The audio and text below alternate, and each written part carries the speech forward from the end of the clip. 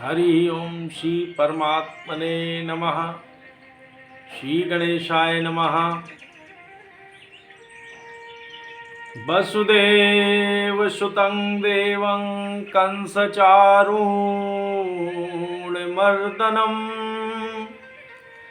देवकी परमानन्दं कृष्णं वन्दे जगद्गुरुं। या कुन्देन्दुतुषारहार धवला या शुभ्रवस्त्रावृता या वीणावर्धनमण्डितकराया श्वेत पद्मासना। भक्ति भक्त भगवंत गुरु चतुर्नाम बपुए तिनके पद बंधन किए नाशई विघ्न अनेक। मंगल आय विराजिरा वस्त्रनौर अनूप हरिजन को जस गावते हरिजन मंगल रूप। बोलो भक्त भगवंत की जय। वैष्णव भक्त शिरोमणि श्री नरसिंह मेहता जी का चरित्र। नरसिंह मेहता जी के पूर्व काल का चरित्र इस तरह है कि एक राजा मुचकुंद महाराज की कथा आती है, जिन्होंने देवताओं की रक्षा के लिए एक बार असुरों का संहार कर डाला। जब सारे असुर समाप्त हो गए तो महाराज इंद्र भगवान को बड़ी प्रसन्नता हुई। उन्होंने मुचकुंद महाराज से कहा कि कोई वर मांगे। तब आपने निद्रा का वर मांगा। बताया कि हम बहुत श्रमित हैं, अब हमको सोना है, सोने का वर दें। तब इंद्र भगवान ने उनको सोने का वर दिया और जाकर वो एक गुफा में सो गए। जब भगवान का अवतार हुआ तो कालयवन से युद्ध करते हुए भगवान ने मुचकुंद के और कालयवन के उद्धार के लिए उसी गुफा में प्रवेश किया। और जहां मुचकुंद महाराज सोए हुए थे, श्री कृष्ण भगवान ने अपना पीतांबर मुचकुंद महाराज को उड़ा दिया। अब भगवान आगे आगे दौड़ रहे हैं और कालयवन उनके पीछे पीछे दौड़ रहे हैं। जब कालयवन मुचकुंद महाराज के पास पहुंचे तो देखा कि पीतांबर में एक व्यक्ति कोई सो रहा है। तो उन्होंने सोचा कि भगवान श्री कृष्ण ही इसके पीतांबर के नीचे हैं। और कालयवन ने एक पैर से प्रहार कर दिया और मुचकुंद महाराज उठकर बैठ गए। और जैसा उनको वरदान था कि जो उनको जगाएगा भस्म हो जाएगा, जैसे उन्होंने आके खोली कालयवन भस्म हो गया। गुफा के अंदर एक दिव्य प्रकाश फैल गया।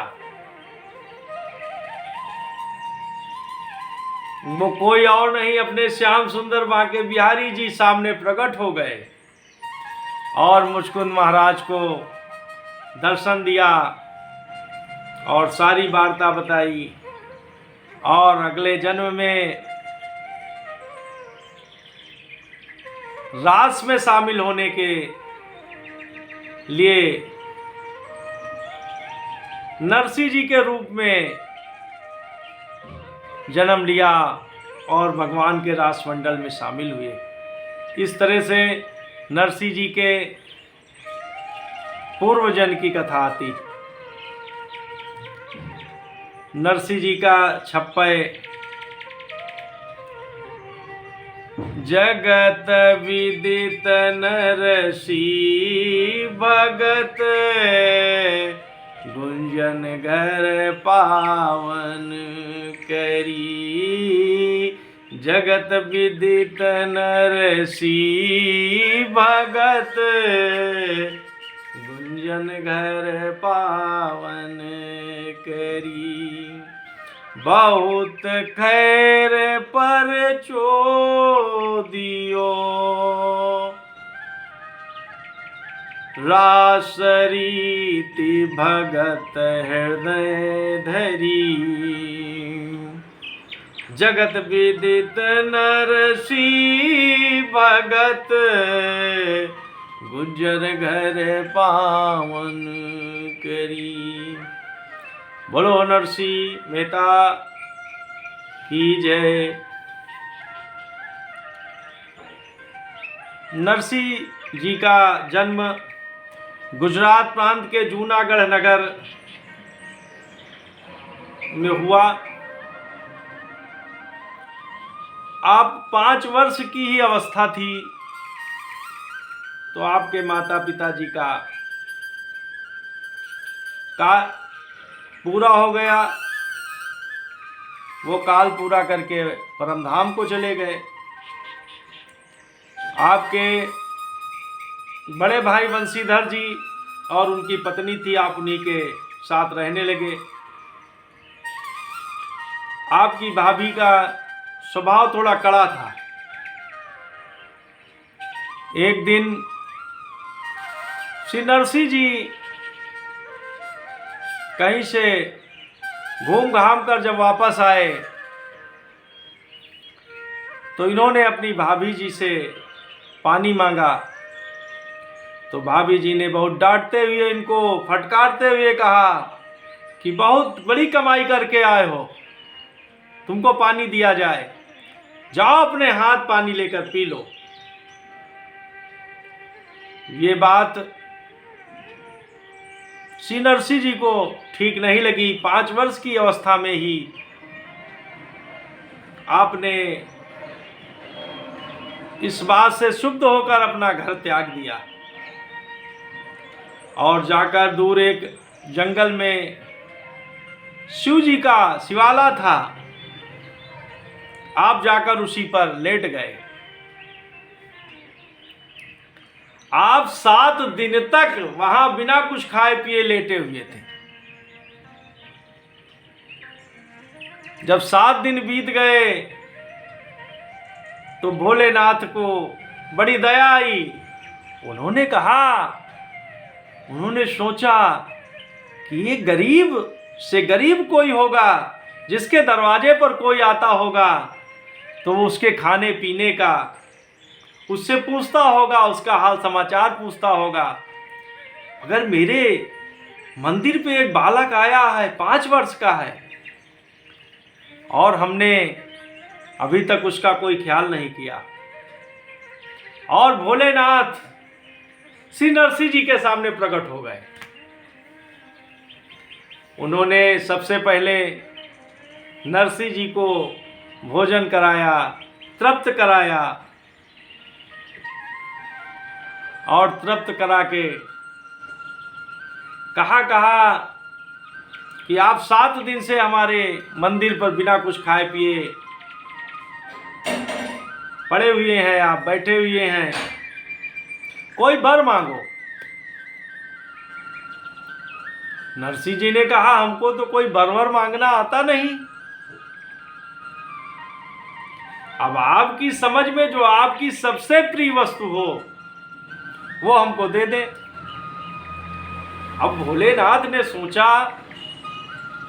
कि हमारी जो प्रिय वस्तु है, हम उसका तो व्याख्यान अपनी पत्नी पार्वती जी से भी नहीं करते, जिसको लोग संत नेत नेत कहते हैं, अव्यक्त कहते हैं। और अगर हमने वर न दिया तो मेरा कथन झूठा हो जाएगा। तो आपने श्री नरसिंह जी को परम भक्ति का वरदान दे डाला।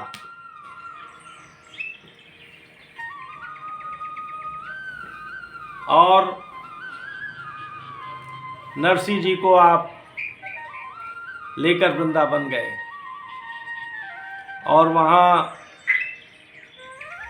एक दिव्य रत्न जड़ित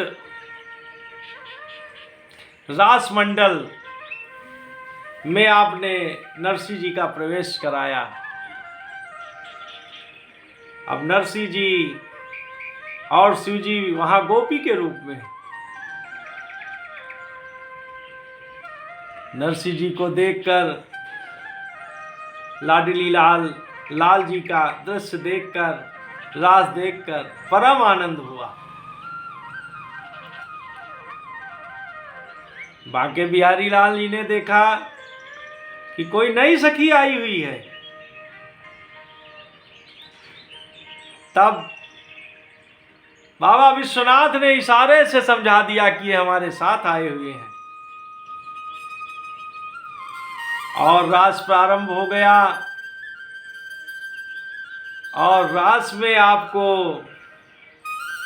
मसाल की सेवा दी गई।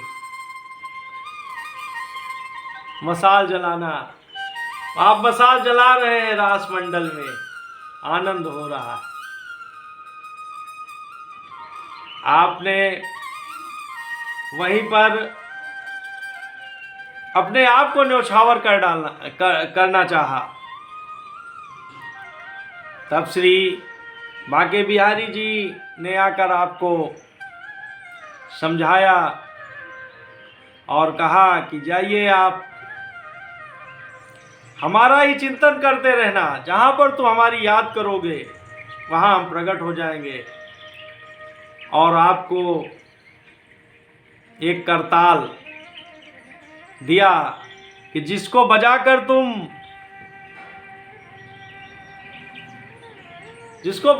तुम कीर्तन में निमग्न रहना। इस तरह से आप पुनः अपने गांव लौट आए और वहीं पर निवास करने लगे। आपका समय आने पर विवाह हुआ एक ब्राह्मण पुत्री माणिक गौरी जी से। आपका विवाह हो गया, आपके 2 बेटियां हुई, कुंवरबाई और रतनबाई नाम की 2 पुत्रियां हुई। और श्यामल दास, आपके पुत्र का नाम था श्यामल दास। इस तरह से आपका गृहस्थ जीवन चालू हो गया। अब आपकी भक्ति से, आपके आचार विचारों से लोगों को जलन होने लगी।